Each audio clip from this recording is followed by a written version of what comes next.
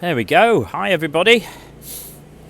Just had a little break from my walk actually. Got myself some crisps, swing, what they call swing, New York beef. Very nice actually. And a little sneaky Snickers. Whoa. Thought we'd just test out this live thing again. It's interesting. Did a video, just posted it up recently today, just while I'm walking around. But I thought let's do a little bit more of the live, see how that works. Obviously, just the same, really. It's videoing myself as I'm walking around. I'm not can't use my Osmo Pocket for this. I'm just using my iPhone and my plug-in headphones, which has got a mic attached. But it's quite good. I watched back the one I did the other day, and it's the audio is pretty clear, the picture's pretty clear. And the great thing about these live videos is you can flick the camera around, which I think I've said before you can't do on the iPhone when you're doing a normal video. You can do that on the Osmo Pocket, but it's nice to be able to flip the camera around so you can see what I get to see. Just give my little lenses a quick wipe. There we go. Bar restaurant here, or mainly restaurant, fish restaurant actually. Interesting place. I've eaten in there a few times. I quite like their fried rice that they do. It's very nice. See some fish and some various seafoods here. Very nice.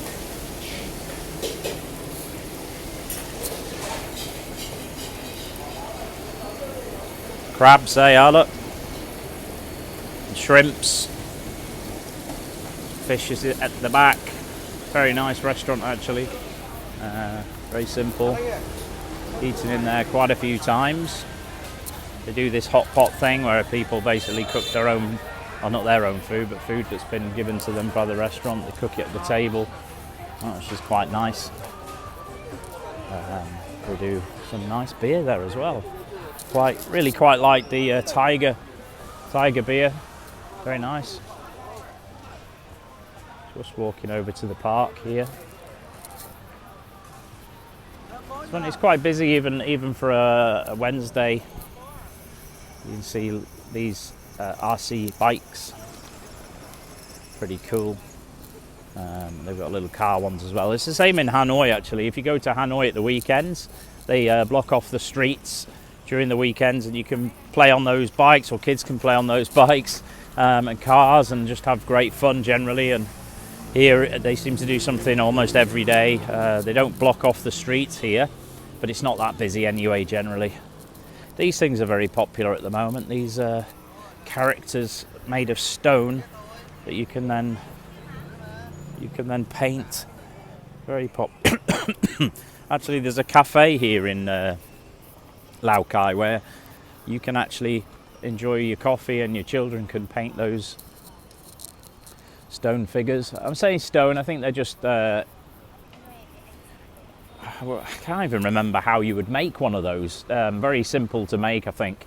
I keep saying stone, but it's more like a concrete, a mixture that's made, and then they can paint it however they want, whatever colours they want to do it in. It's pretty cool. Seems to be a very popular thing here. There's many places doing the same painting. I think what would be nice would be actually to model or mould your own one that you want to do and then paint it. I mean, someone else has done the moulding, but it'd be nice if you could do that bit yourself as well. But yeah.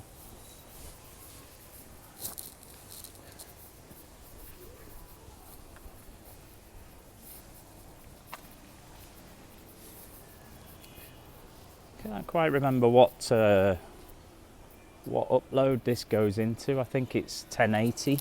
So it's using a reasonable amount of data when you're going live like this. Obviously, it's much easier to go live from a Wi-Fi. I have quite a lot of data. I think I have a 4 gigabyte data package every day. So it resets at midnight and gives me 4 gigabytes every day.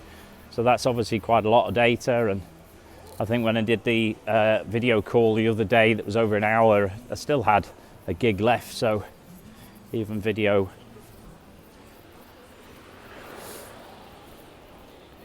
Probably going to just lose me there a little bit. Yeah, okay. Oh, here's one of those restaurants, a cafe, sorry. It's called Three Bears Coffee. It's only got one E, so Three Bears Coff, I suppose. And they've got those bears that you can then paint. It's a nice cafe, actually. They've got an outdoor section here as well. Obviously, that's going to be lovely in the summertime. People will be outside. Yeah, very nice. But yeah, nice, interesting concept. The combination of the bears, obviously the concrete bears that have been made, cement bears, and the painting, and also the coffee. Putting those two things together, I think, is pretty cool. I must admit, I've got a good idea myself for a business that I've seen. I think it was in Australia on Instagram. I saw someone done this, and it's basically a coffee shop, but with an indoor golf simulator. And it was like coffee and golf, or golf and coffee. But the guy's only got one simulator in there, one bay, and it was, rather than one of these indoor golf centres, it looked more like a cafe with the golf bay at the back. So the emphasis was more on the coffee side of things in this case, and he had a small shop selling some, I think he had some merchandise, but he also had golf brands in there, so he was selling a little bit of golf stuff, but also his own merchandise as well. And I'm assuming he probably does golf lessons in there, and golf, people can maybe rent that simulator out. Simulator golf has become very, very popular, especially when we had the pandemic and everybody was forced to stay inside. A lot of the companies were selling home versions of simulators at reasonable prices. People were building their home simulator for golf. It became quite popular. And even now in countries where it's really cold in the winter, simulators are good. Here in Vietnam, actually, in the centre cities like Hanoi and Ho Chi Minh, I'm assuming as well, there's a lot of indoor golf centres popping up with multiple bays, putting greens, golf shops, cafes, all the thing in one place. And you know, obviously they're very expensive and big businesses to build, and if you've got the money or the backing there, I think they're quite good, especially in a city centre. I think one of the studies I looked at once was that if people can travel in and out of a city easily, then they're less likely to stay after work and do things. So somewhere like London, where a lot of people tend to live in the city during the week and go home at the weekends, it's quite a popular idea. And in other cities where it's much easier to get home every night, there's less demand for those types of things. So my idea of the coffee and golf, in terms of a small coffee shop where predominantly people are coming in and out buying coffee, and you know, we've got some golf playing on the TVs, and people can come in and give it a try. There'll be some equipment, etc. I think it's quite a nice idea for a small scale business. You could probably do multiple versions of that in various different places. I think the idea there would you'd find a location that's a town or so where there's one or two golf courses, and maybe not so many places to practice and play or golf lessons, and it might be a quite good idea, because at the end of the day, people buying coffees, even if they're not golfers, are going to come in and buy some coffee. They might be then tempted to have a little go at the simulator and maybe buy some street trendy golf wear that's appealing to all people, not just golfers. And then obviously you've got your golfer that might want to come in and test out some equipment you're selling, or even just to play a few holes on the simulator, and you could arrange some golf events as well. But yeah, I thought it was quite a good idea, quite liked that. I think I saw it on Instagram. It's definitely in Australia, and it was golf and coffee, or coffee and golf. I can't remember which way round, but I think it was a good idea. And obviously he was getting a little bit of viralness from Instagram, because it's quite a new, I wouldn't say a new idea, but it's different to the normal indoor golf centres that you see everywhere. I'm still undecided with golf simulators as a general. I can see the benefits, and I certainly, when I was a kid, did a lot of my practice in a golf net, although not with a simulator. It was a golf net. I could hit balls into that net and then work exclusively on my technique without worrying about where the golf ball is going. But on the flip side of that, actually, here's some of those moulds again. They're everywhere. Some painted ones there as well. Look at them, beautiful. On the flip side of that then is that I'm obviously working on my golf swing, but not seeing where the golf ball is. It tends to have its limitations for a lot of players. They're not all working on the game like I was to become a great golfer. A lot of people are just wanting to play golf, so going to an actual driving range with real facility or an actual golf course is still more appealing in most people's eyes than standing in a golf net playing a simulator that they may or may not trust is giving them the correct feedback. And certainly if you're standing in a net with no target in front of you, no real consequence to what you're doing, it's much easier to make a good golf swing. And I liken the simulator golf swing to more like somebody's practice swing. It tends to be better, freer, less care in terms of where the ball goes, so they tend to do it a lot better, get better results than if they do it on the golf course where they're a bit worried about stuff. So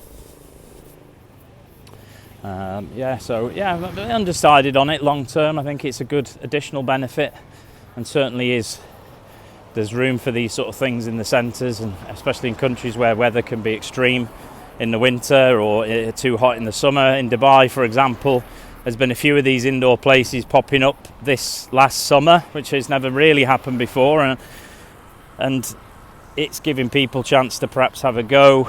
I think they've got to be on a large scale if they're going to work, because if you've only got one net or two nets, you can't really get a lot of people in there. But on the flip side of that, it costs a lot more. But the coffee and golf was quite good. I think 1 or 2 bays would be great.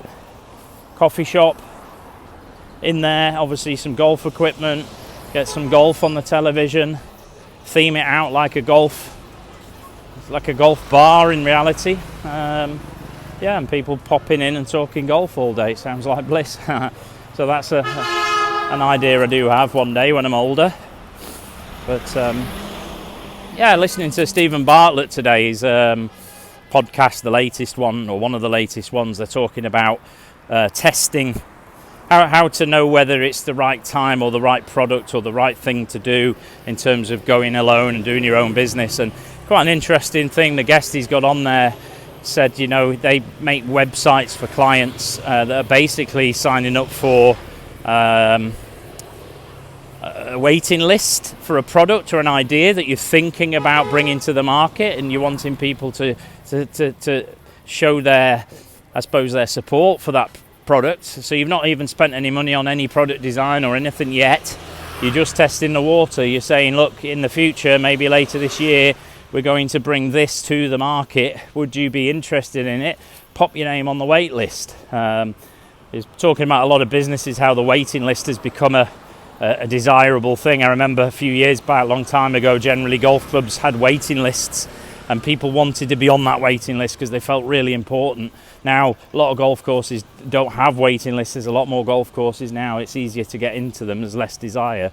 But they were talking on this podcast about Rolex, for example, how they say you can't just walk into a Rolex shop and walk out with a Rolex. You're basically putting your name down on a waiting list for a Rolex, and they'll get in touch with you at some point when it's ready.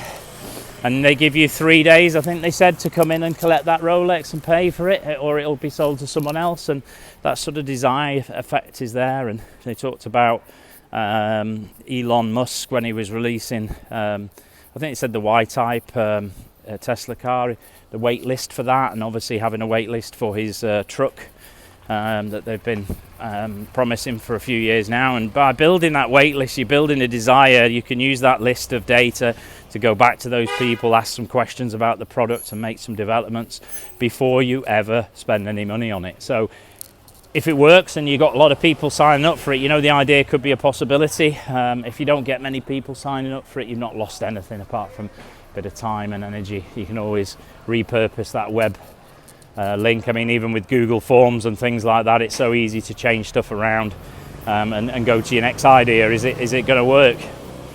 So, they talked about Rolex, like I said, but they talked about other products and ideas that this guy's students would have, and it might be a product, it might be a service, it might be a general idea, and getting people's feedback on that before you ever go ahead with it. And there was a general actually Stephen mentioned that he felt he might be a little bit worried someone would take his idea, and the guest on there said, well, the idea hasn't actually happened, nobody's gone ahead with it, So the idea has very little value at that point. The value comes once you actually do something about it and get started. So most people, very unlikely are going to take your idea and run with it at that point. And generally, if someone did do that, then good on them. They've made the effort to make the action happen. But you're going, you're testing the water, you're checking out whether your idea is going to work and seeing if there is a viable market for it. I like the idea of that. I think it's good. I think a lot of people either don't ever do anything, or they just spend all their time, putting together marketing plans, business plans, product developments, and don't even know whether it's going to work or had any pre-release feedback, which is interesting. We've got someone on the line here. Awesome, Lexi Vlogs. Hiya, how are you doing? I'm just going live on my own channel for now, just chatting and talking a load of rubbish basically, but talking about business ideas, talking about how to test the market to see whether your business idea is actually useful. So yeah, I'm finding that interesting, listening to a podcast, Stephen Bartlett's Diary of a CEO, and it's good to listen and benefit from these people with experience. How do you know a product's going to work unless you release it, or you put the idea out there and say to people, look, this is the idea that I have. Put your name down on the wait list for more information, and you start to get a sense to whether your idea is a viable idea. If people are signing up to it, if people are jumping on and saying, right, this is a good idea, then you can go forward with it. Hello. Hey, you're back again, yeah? I've got a link if you want to come on live and join me. It's up to you. Just let me know in the comments down below, Princess, and I can bring you on live. Just let me know. I'm just walking up here, one of the streets. There's some sort of party going on here at the moment. I don't know what it is exactly. Celebration or...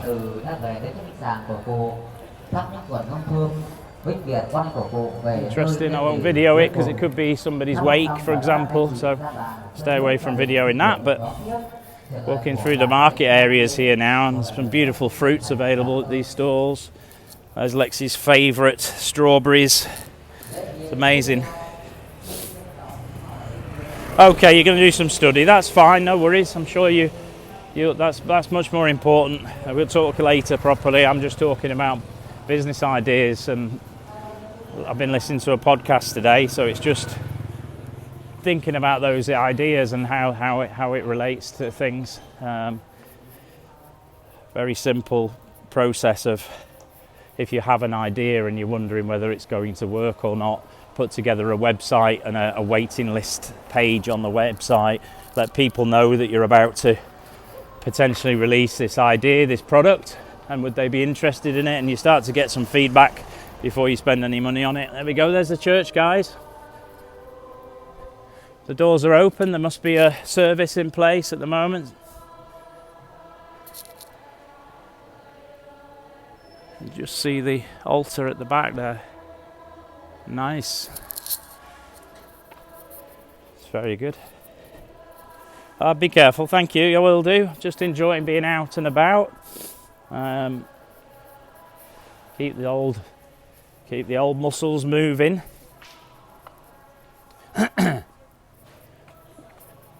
I keep trying to find new places to walk, but I always end up in the same areas. I think most of the town runs parallel to itself, so no matter where you sort of go, you end up in the same general location when you get there. I'm actually not far away from the Chinese border up here, where I've done some videos and pictures from before, and that is, I'm just going to check my watch here, a couple of kilometres I think from the hotel where I'm staying. So that's quite good, it's not far, so even if I turned around now it'd still be a nice 4 kilometre walk, but I want to keep going, do a bit more. It's only 8 o'clock my time here in Vietnam. There's some more of the markets. These ones are closed now generally. Some of the food ones are still around, but the actual building with the market in is closed.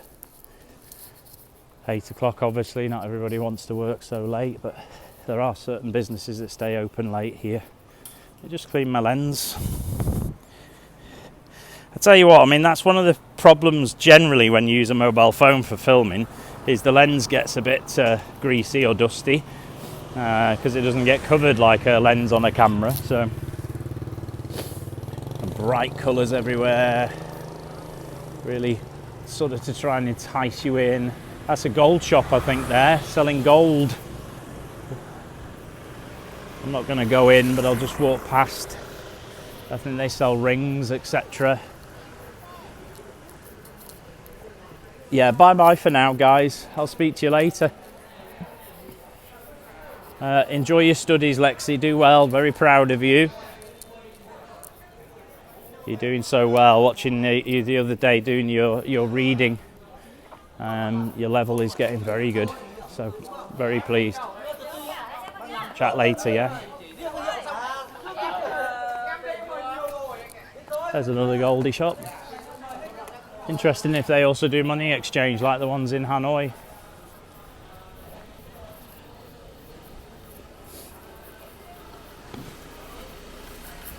Yeah. Take the hood off for now, to be honest. It's a little bit warmer now. I've done a couple of kilometres, tend to warm up.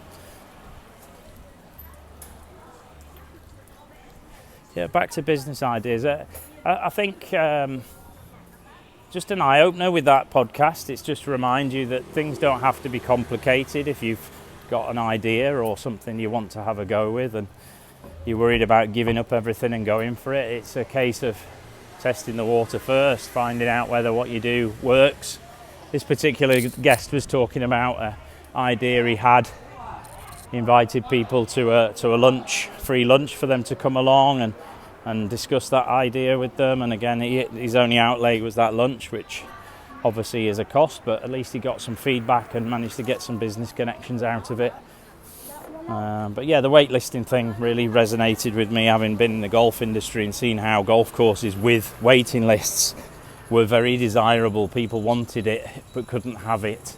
So they put their name on the waiting list, and you were only allowed to join the golf club if you were introduced by a member and seconded by another member. And I know times have changed a little bit, but that method of membership model created a desire to be part of something. Having, a beginner coming in and never played golf, that's quite intimidating. But if you're already established as a golfer, I thought that was quite a good idea. And then there's a space for all types of golf courses, golf courses that specialise in memberships for starters, people who've never played before, social events to get everyone together, and then you've got obviously I'm going to say premium membership clubs where there is waiting lists and it is a high cost of entry, and there are many rules. I think there's a room for all of those types of things. And golf obviously had a big spike and a boom coming out of COVID, and I think this year and next year is important for those golf clubs to retain those extra members that they may have gained during those peak times. It's very careful not to just be greedy and put prices up each year. You have to give back value, and value is so important to anything, isn't it? There is a cost to being a member of a golf club and the value of actually being able to play the golf club, but what else can you get from that? What does the golf club give you as a membership? And it might be nothing, it might just be the golf, and that's it. But if you've got something else in the background, and you need to let people know about it, because it's so important that people understand the value of what they're getting, so they can compare it almost like for like to other things, oranges to oranges, apples to apples, etc. People think that all golf courses are exactly the same. They're not. They've got different designs, they've got different membership bases, they've got different tournament calendars, they've got so many differences in reality. Deciding which one's for you, I think a lot of golfers generally join a golf club because their friends are already members there. But as a new golfer, if you're just a driving range golfer learning how to play, how do you decide where to go and play? Well, again, as a new golfer, you need to find some friends to play with, and you might not have any. So you need to get involved in a society or a group where there are other like-minded golfers, and then finding it's not always the cheapest price that's the best for you, is it? What do you want from being a member of a golf club? Do you just want to turn up, play golf, get in your car and go home? Or are you going to make the most of the other facilities there, like the pro shop, the clubhouse? Is there a gym? Is there a function room? Is there a conference facilities that you might use within your business, etc.? And what do you want to get from it? And do you want a golf course that has a driving range? Do you not care about that because you practice somewhere else, or you don't practice at all? There are all different types of things available making the decision to be a member of a golf course. And as a manager of a golf course and manager of courses with memberships, looking after members is so important. Understanding their wants and needs and trying to deliver it on a mass scale to so many different people is difficult. So having a multitude of social events that suits people, getting feedback after social events is important. Did it work? Did it not work? Just because you thought it was a good idea or a bad idea doesn't mean it works or doesn't work from the membership side. Getting some feedback. Bearing in mind that if you've got a golf club with thousands of members or hundreds of members, you can't make it everything for everybody. But if there's a general theme to the feedback, you can make some changes, improvements, and like I say when I'm walking around, what can be measured can be improved. So being able to measure the level of service, measure the level of happiness from your members, because if they're happy, they're going to spread the word. They're more likely to join again the following season, and if they do leave, finding out why they've left, and it could be just they've moved somewhere else, but there could be a serious reason that needs to be fixed. So measuring stuff, finding out whether they're good or what's good about your club and what's not, and getting involved with a mystery shopping company like 59 Club is important because they'll come in as an independent. They'll measure certain things about your golf club, give you a report, give you a rating so that you can work on those things with your team and improve them as you go forward, but also will help you identify what you're good at, because quite often there is two ways of looking at things: what you're bad at and improving it, and what you're good at and keep doing it. And sometimes you work so hard on trying to improve things that you're not good at, you forget to carry on doing the things you are good at, so it all flips around slightly. So having that independent survey checks, mystery shopping, so that you have a standardized way to check every so often, and being able to get the feedback to your team in a positive way so that they're all trying to move in the same direction, for the same purpose of improving the facility for the owners or for the golfers or however the business is set up. But ultimately it gives the team a focus and a reason to get up every day. Let's get out there, let's get the gold flag, let's do the best we possibly can. Let's get the feedback positive as best we can, and if it is negative, it doesn't matter. We're going to use that as a way to get better. Just energy, passion from your team. I just get inspired when I listen to some podcasts, and that one, I'm still not finished it yet, but it's nice I get a good vibe from it at the moment, that especially the business side of things. I've had my own business a couple of times in reality over the years, once as a head club professional in the UK, and again as a teaching professional at a driving range teaching golf, and two totally different styles of business. But at the end of the day, both of them, you're trying to do the same thing: give good service to customers. Ultimately for yourself, you're trying to make money, when you realise that giving good service generally helps you earn better money. That's important. But yeah, I enjoyed that time of my life. I was very lucky actually, after I qualified early on in my career, to get the job at Poulton Park Golf Club in Warrington, the 9-hole golf course, with a pro shop, and I was the head golf professional. So the pro shop was my business. I had to find the funding to be able to buy the initial stock to get started. I was quite lucky that the golf course helped me with a loan to get going with this, and I managed to stock up the shop and did quite well for the first couple of years. And then I decided to try and change things around a little bit. There was a group at the time that were stocking golf shops, so they put the stock into the shop, and you basically shared any profits with them. So the finance or the upfront costs were their problem, and the changing of stock and keeping it fresh and new was their issue. And then your job was to sell as much as you possibly can, and it worked out quite well. And I enjoyed doing a bit of coaching as well, and that's really what got me moved away from that role. Is I wanted to do a full-time coaching role. But it was nice to work for myself in them days. But like most jobs, you never really work for yourself. You're working for something, and as a head pro at a golf club, on paper you might be working for yourself as self-employed, but you're working for the membership of the golf club. You know, when you're teaching golf, you're self-employed on paper, but you're working for the benefit of the golfer that's in front of you. You want them to be a better player. You're always working for somebody, and try and always make sure you recognise what's going on and what your focus should be. But yeah, I'm just inspired by that. Stephen Bartlett, CEO. It's no wonder it's the #1 podcast. He brings on great guests. He asks good questions, and he leaves the guests to talk. As they are the experts in that particular field that he brings them on for, and he created this podcast as a way for himself to get access to people to improve his own knowledge. Turned a sort of almost a researching desire he had to research people into an actual business. At the same time, he's researching, he's learning from these guests, but he's also it's a very successful business with a book or 2 books. Actually, I've got his book, audio book, very good, Diary of a CEO, worth it for sure.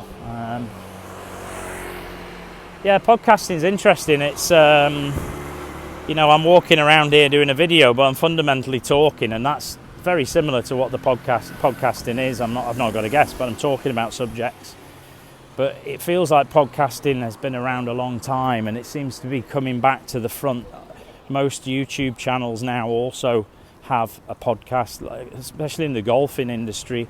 You'll see the Rick Shields, the Peter Finches, they have a podcast alongside their standard video content, and it's a way to have additional content that's going to be on their channel and drive those watch hours and views, which ultimately is how they make their revenue.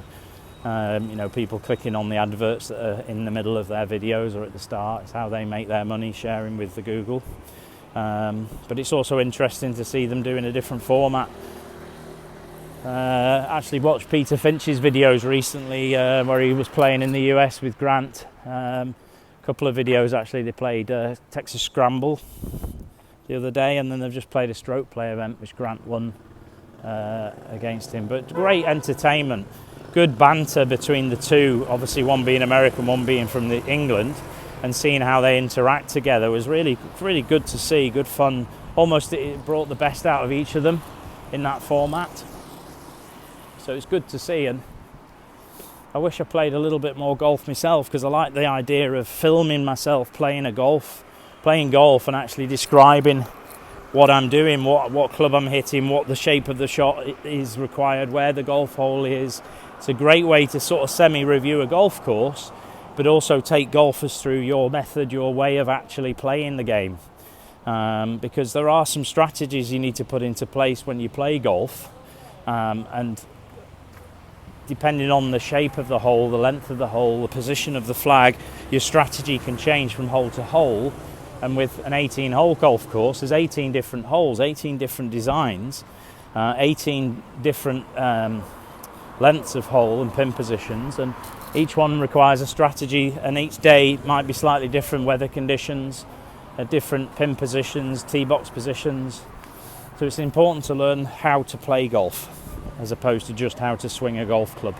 A lot of golfers spend a lot of time learning and trying to perfect a golf swing, but without actual function, without actual goals. They're hitting a golf ball into a net or onto a driving range, but there's no consequence to that. They're just aiming dead straight at whatever that target is.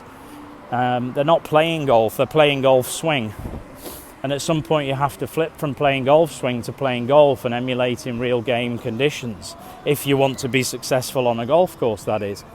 If you're happy just hitting the ball on the range and not really improving your overall golf game, that's fine. But if you do want to be better at golf, you need to get on the golf course, you need to practice on the driving range as if you're on the golf course, playing against other people, creating game-like situations so that you can work on your technique and your ability to play golf, your strategies, your ability to recover from a mistake is so important. You know, what happens after you hit a bad shot? What would you do? How do you get yourself back to being focused on your next shot? Because once a golf shot has been hit, good, bad or ugly, you have no control over it. The only thing left is your control over yourself. How do you react to that golf shot? And realizing you're actually in control of that reaction is so important. And you know, maybe you need a little few minutes or a minute or seconds even just to allow your natural or learnt automated behavior, your anger, your whatever it might be, to come out. but then have a strategy of how you get back ready for your next shot, because your next shot could be your greatest shot. And if your mind is in a different place, i.e. it's still thinking about the shot you hit previously, it's very unlikely you're going to hit a good shot now. So having a strategy both for the physical aspects of the golf game, but also the mental approach to the game as well. How do you get your mind in the right focus? How do you get yourself in the right state of mind? What state of mind is the right one for you? Everybody has a different one. For some people it's a very focused, determined style of focus. For others it's much more laid back and relaxed. And when they come out of that ideal focus and into a different one, they don't play as well. So finding out how you get in and out of those different mindsets is important. And also, being able to recognise what mindset you're in at this moment in time and trying to be able to find a neutral one to be able to then move into the one that you want. It's important. Now, golf's a passion of mine, obviously being in the golf industry over 30 years. Actual golf is a big passion of mine. Playing golf, practicing golf, watching golf, playing games of golf, teaching at one point, or quite a long point in my career. Very, very important to me, being able to help people get better, and also working on my own game to try and get better. It's most of my life. I started at 11 or 12. I don't actually know, unfortunately, when I started playing. I used to always say I started at 13 because that's what I remember. I have it very vividly in my mind, the 3 years of playing as a junior golfer before becoming a pro at 17. And I remember my mum saying something a few years ago that she thought I started at the age 11. So who knows? It's a shame I haven't got anything back from those days. Things like medals and trophies and things that I won back in the day as an amateur I no longer have, which is a shame. I'd love to show Lexi those things, but hey, that's just the way things were back then. You didn't really keep much. So I'm encouraging Lexi, my daughter, to try and keep as much as possible if she's successful at things, so that she can remember them and look back on them and be proud of them for her family in the future. Yeah, golf, I just love it at the end of the day. Talk about it all day and every day, and perhaps I should do more videos about golf itself, and how to be a better golfer and what you can do to improve no matter what level you're at right now. It is a game played with your arms and your body and your legs, but ultimately your brain is controlling your muscles.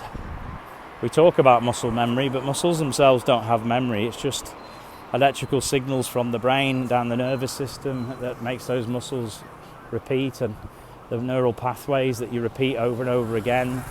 And obviously the more you practice in a specific way, the more likely that way is going to come out. And as a beginner, you tend to, every single shot, every single swing is absolutely different. So you're not really strengthening any neural pathways of one particular swing at that point. When you're a better golfer, if let's say you only hit a bad shot and you keep practicing that movement, your body will just repeat it. It doesn't really care whether it's a good or bad shot. So you do need to make some changes, but it's hard to change because you've repeated the old way a lot of times. So you have to break that cycle and find a new way to swing the club with a bit of help from a PGA professional and lots of practice. And eventually the new way becomes the right way, or the I say automatic way, that when you stand and point at the target and you just say, right, let's go, that's the swing that comes out. But for example, myself, who's hit thousands, hundreds of thousands of golf balls over the years, very hard to change that pathway without committing to another thousands and thousands of shots with a new move. So I understand that I generally hit the golf ball well every time, and being able to discover what I do when I do hit a good shot and trying to repeat that, rather than focusing on what goes wrong when I hit a bad shot, focusing on what I do when I do a good shot. And that's important for any golfer in general. If you want to play well on a golf course, you've got to understand what it is you do when you hit a good shot. And it'll be a combination of errors, it'll be a combination of things that are not right. But if you're aware of how that happens and what mindset you're in when you hit a good shot, you can get back there, you can repeat it. And then being able to understand how we form memories of experiences that we have. So if you have an experience, i.e. you hit a bad shot, and you add some emotion to that as you've just done it, that memory gets stored because of the emotion linked to the event. And obviously the stronger the emotion, the more likely you are to remember the event. And in theory, that means if you hit a good shot, you need to get really excited about it so that it gets recalled. And if you hit a bad shot, you need to stay as neutral as possible so it doesn't really stick in your memory banks. You know, a little exercise that you can do now just to test this out is remembering where were you and what you did on your birthday, a specific date of the year. You're likely to remember that date because of the emotion you had on that day. Or it could be a bad time in your life, or somebody's passed away, or something that evokes emotion will have linked that date into your mind forever. And people remember those things, whether it's a disaster that the whole world knows about, or it's just something that's happened to you, both negative and positive, helps you to recall that in the future. And if you try and recall a random date in the past that doesn't actually have any significance, and you're not looking at a diary to see what you did, very unlikely you're going to remember anything, because there was hardly any emotion put into anything you did during that day. So in a golfing sense, when you hit a bad shot, stay as neutral as you possibly can. And when you hit a good shot, really celebrate that in your mind, get excited by it, replay the shot in your head a few times after you've hit it, and get excited about it, because you're more likely to recall it in the future when you need to do it again. So, like I say, just a summary there.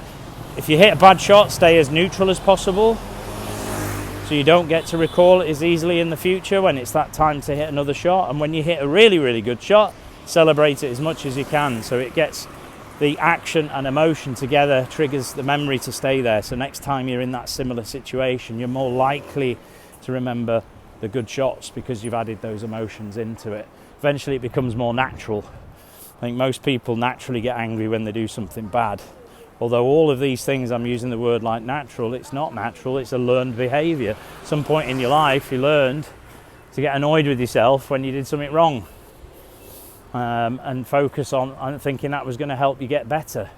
It may help you do a bit more practice, it has some benefits, but it certainly makes it harder to hit a good shot in the future if you're still thinking about that bad shot you just hit and you're still focusing on it when it's now time to hit another shot, a different one, and all you're doing is you're looking to the past as evidence as to whether you can or can't do the shot you're about to hit right now. I always thought that drove people crazy, is they're about to hit a certain golf shot right now and they go back into their past to ask themselves whether they're able to hit that shot based on the past.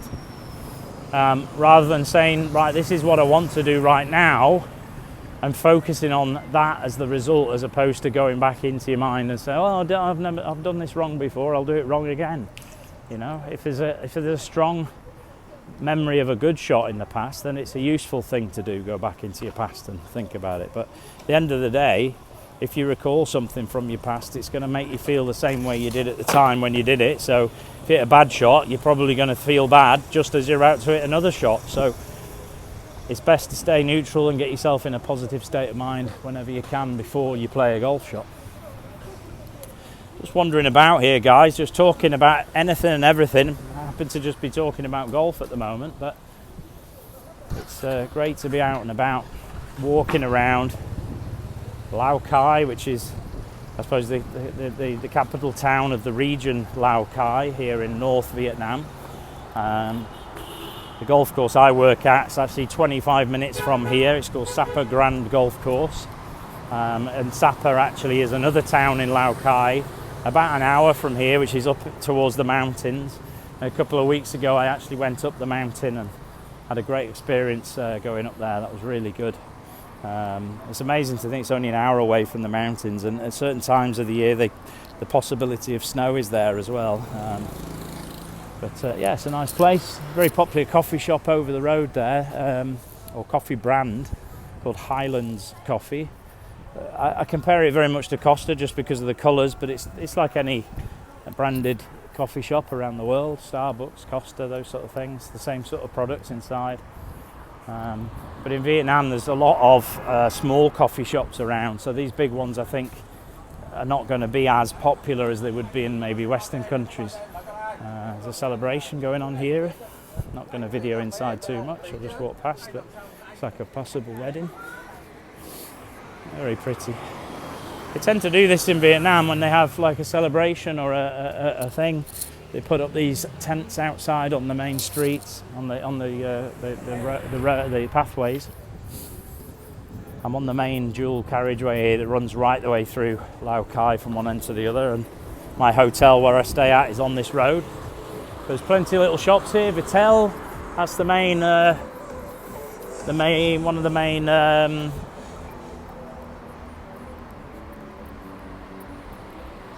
telecom providers. There's quite a few different ones, but that's probably the main one. I use that myself. Lots of these little Apple repair shops or phone repair shops in general. I mentioned that on one of my videos before, that Apple don't actually have an official Apple store here in Vietnam, although they do now have the official Vietnam Apple Vietnam or Apple.vn. So you can purchase direct from Apple and it will be sent to you. But they do have partners here in Vietnam, so there are official suppliers or official merchants of Apple products, including the telecommunications companies, and some of the bigger branded electronic stores have official products for the Vietnam market. Never quite sure why they've not put a Vietnam store here, but there are a few Samsung ones around, and both Samsung and Apple have some of their products made in Vietnam, so it's strange they don't actually have an official store, but might just be easier for them to rely on the local partners until a certain growth in the market, maybe. Another electronic store. I'd say quite a few. They're all very similar. They all tend to sell the same things.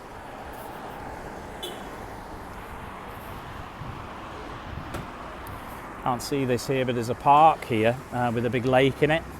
Quite nice during the daytime. Obviously at night time it's not officially open. There's no lights on in the park. You wouldn't want to go any park at night really if there was no lights on, would you?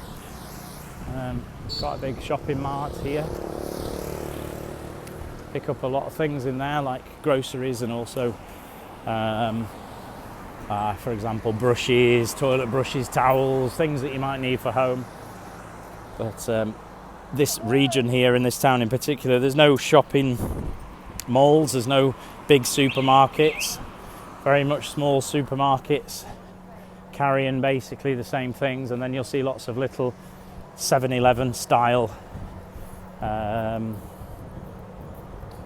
suppose they're just supermarkets, aren't they? You know, little I don't know what you call them, newsagents. Like we call them newsagents in the UK, but they'd just be small grocery stores. Interesting that it's quite a populated area, but they've not built any malls here. There's lots of different. I'm quite grateful actually. It's not lots of fast food here. There is one or two fast food places. Lotteria have a store here, but you don't get McDonald's, you don't get Burger King, which is a good thing for me personally, because I'd be eating far too much of it if it was. But it's interesting that it's not really taken off, or they haven't even put any here yet. I think it's a good thing.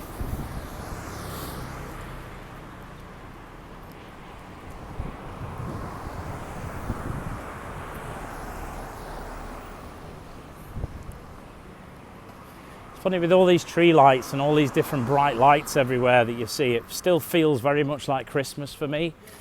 Here in Vietnam you've got Christmas celebrations, but it's not really celebrated by local Vietnamese, but they do like to put lights and things up because it's coming into their end of the Lunar New Year, or the Lunar Year, which they do heavily celebrate. 7 days off. Places close down generally for 7 days, and they tend to put the same sort of coloured bright lights up at that time. And that was beginning of this month, and lights are still here, so it'd be nice to think they keep the lights going through the year. I do like this bright lights, and you see a lot of the stores have these bright lights generally anyway, neon lights.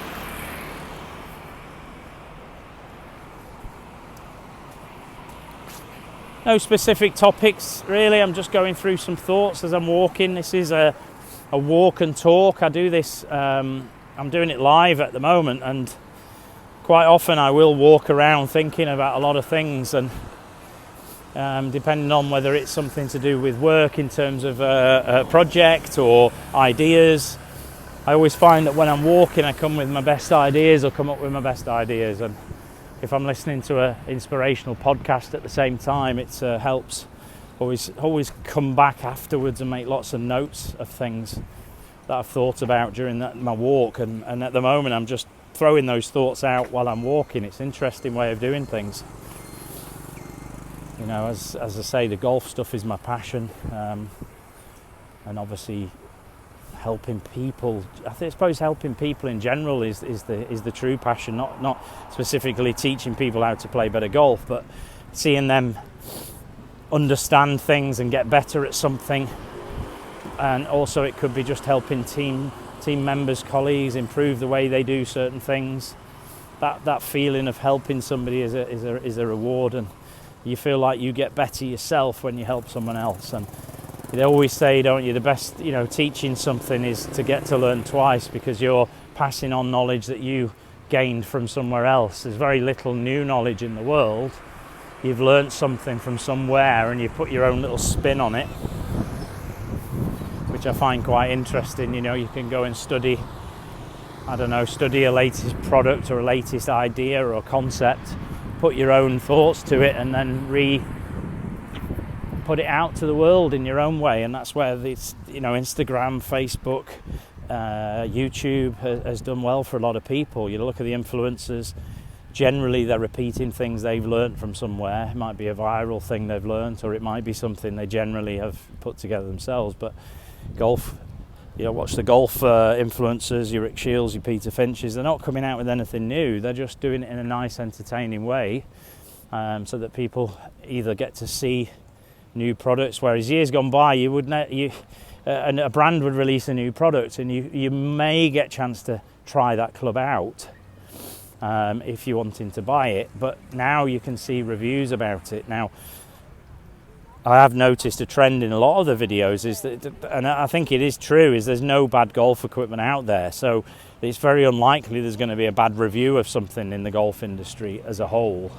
There will be reviews of products that they feel is better for them, because it's them hitting the ball and their data on the screen and their skills, which generally is golf pro level, albeit just a club pro style, not a tour level. But they do their very best to try and relate that back to the average golfer. And in particular, there is a YouTube channel called The Average Golfer, and he is an average golfer, but he does reviews, he does course reviews. I think it's a very good channel, actually, because it is very relatable for most golfers. Being able to see how an average golfer hits a certain new product, and will it be of benefit to them. Ultimately, you need to try something before you buy it, but looking at the reviews first is important. And my second passion, I suppose, is technology, in particular Apple products.